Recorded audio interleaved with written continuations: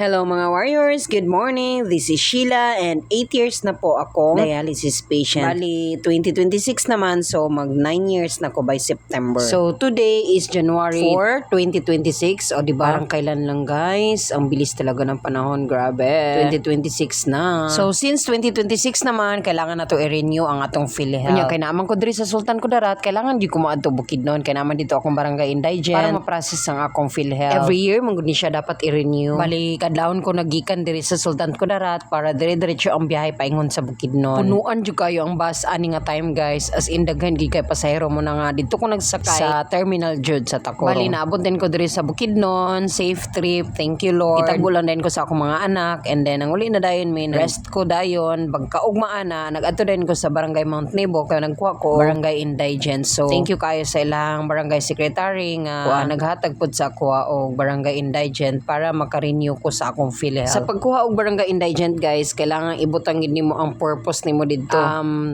PhilHealth renewal para dili ka ma-question didto sa pag-abot nimo sa munisipyo. And then after maadto din kag munisipyo guys, ipasa nimo na sa assessor, ipasa nimo ang barangay Indigent nga naay for renewal, PhilHealth renewal. Then naa sila ihatag sa imuha. Then ipasa na pud nimo sa CSWD, and then diretso na din ka sa PhilHealth. Ipasa na lang din nimo sa PhilHealth. Ilahan na dayong otroho ng imuhang MDR nga 2026 na dayon. Unfortunately, wala ko na kadali diri og process guys no, kay bago sila og office dayon ting renew pod sa halos sa mga tao karon kay 2026 na baya. Kayo ang linya sa PhilHealth guys, kay ting renew sa mga tao.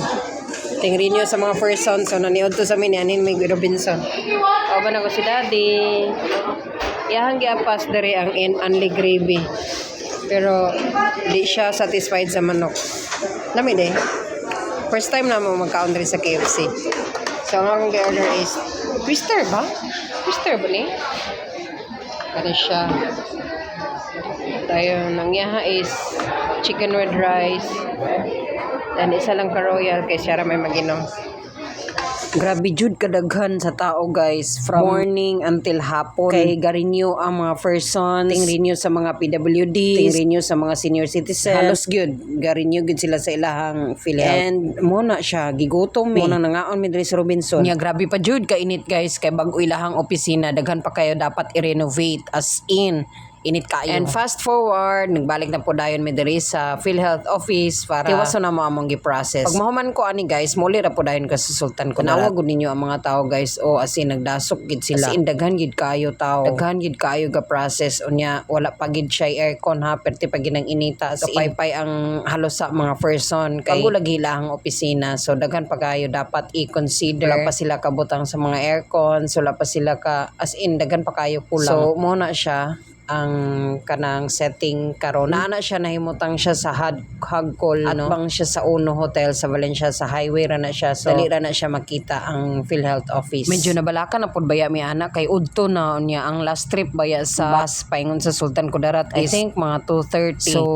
kailangan makaapas ko kay mag-dialysis ko pagkaugma, so kailangan makauli jud ko this day. Mo na nga kailangan gid mahuman gid nako ni akong gi-process. And gapuli-puli lang po dayon mi ni Daddy, si husband ako, siya ang usahay magsulod didto kay diri pud sa gawas para makanghap ko hangin, pero init gid gyapon kayo good guys. So gapuli-puli lang mig sulod kay kuan naman gahulat naman lang ko nga tawagon. O tanawon nyo guys, gadasok gid ang mga tao. Ang uban gatindog na sa kadaghan. Initan tanawon na unsa na ako na ang naong sa kumbana o pati na nalain na po niyang naong. Tungod sa kaigang o kainit sa panahon, wa na nalain na ihang naong. Imagine good kuan, ang priority numbers abot ya po ng 100 plus. And fast forward, after how many years, nahuman ra gid mig process guys. Nakuha na gid nako ang akong MDR nga 2026. And niadto din mi sa terminal kay baka sakaling napay bus. Unfortunately, naapay bus. Last trip na gid ni siya guys. Paingon sa Sultan Kudarat. So nagsakay na lang ko kay gamay ra pud baya ang pasahero, so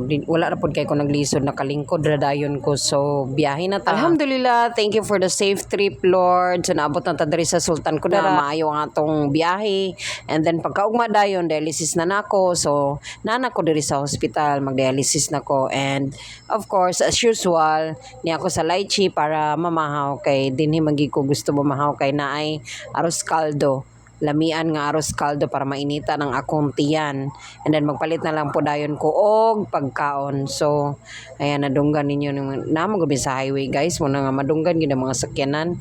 And then sige sila gistorya di sa gawas, dunggan ninyo. Bye.